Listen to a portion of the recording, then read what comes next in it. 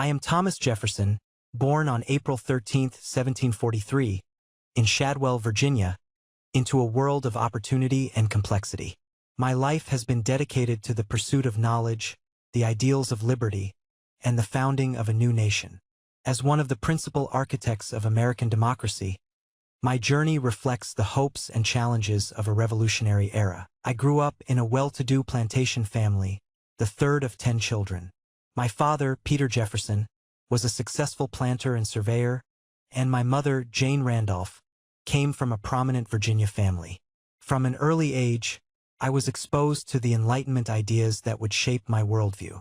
My father recognized my intellectual potential and provided me with a classical education, instilling in me a love for learning. At the age of 9, I began attending the local school where I studied Latin, Greek, and mathematics. Later, I attended the College of William and Mary, where I was exposed to the writings of philosophers like John Locke and the ideas of the Enlightenment. My time at college ignited my passion for philosophy, science, and politics, setting the stage for my future endeavors. After graduating from William and Mary in 1762, I pursued a career in law. I quickly established myself as a prominent attorney in Virginia. My legal work allowed me to engage with the principles of governance and justice, and I became increasingly aware of the growing discontent among the American colonies regarding British rule. As tensions escalated, I found myself drawn into the political arena. I began writing pamphlets that articulated the colonists' grievances against the British Crown. In 1774, I was elected as a delegate to the First Continental Congress, where I joined other colonial leaders in demanding rights and representation. This was the first time I truly felt the weight of leadership, and I was determined to fight for our rights as Englishmen. In 1776, the situation in the colonies reached a boiling point, and the call for independence became impossible to ignore. I was chosen to draft the Declaration of Independence, a task I approached with both pride and trepidation. I wanted to capture the essence of our struggle for freedom and articulate the core values that would define our nation. After weeks of intense reflection and writing, I completed the draft.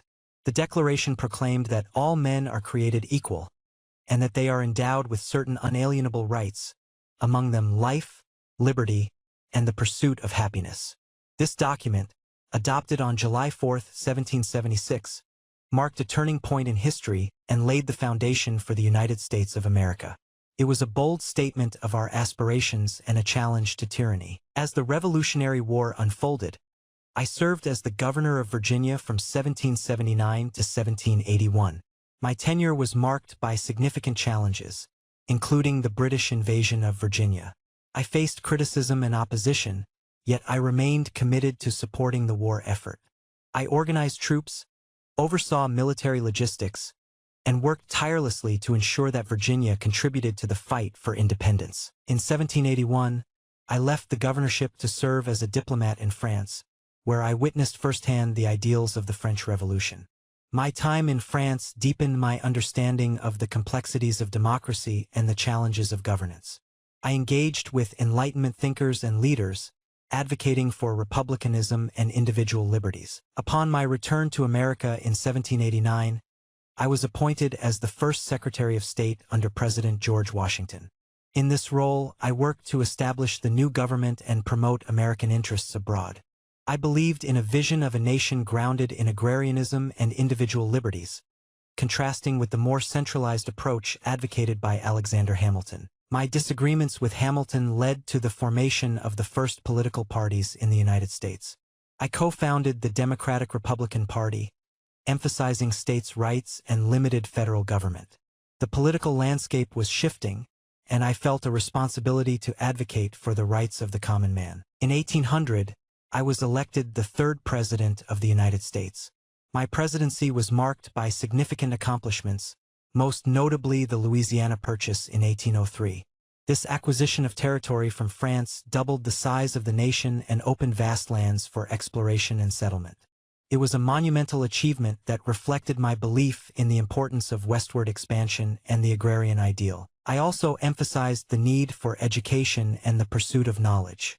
I founded the University of Virginia in 1819, believing that an educated citizenry was essential for the survival of democracy.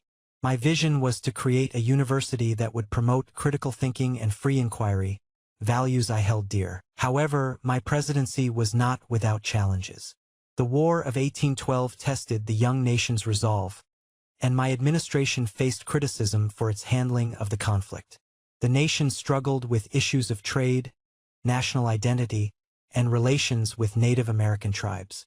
My vision for America was increasingly challenged by the realities of governance and the complexities of a diverse nation. After serving 2 terms, I retired from public life in 1809, returning to Monticello, my beloved plantation in Virginia.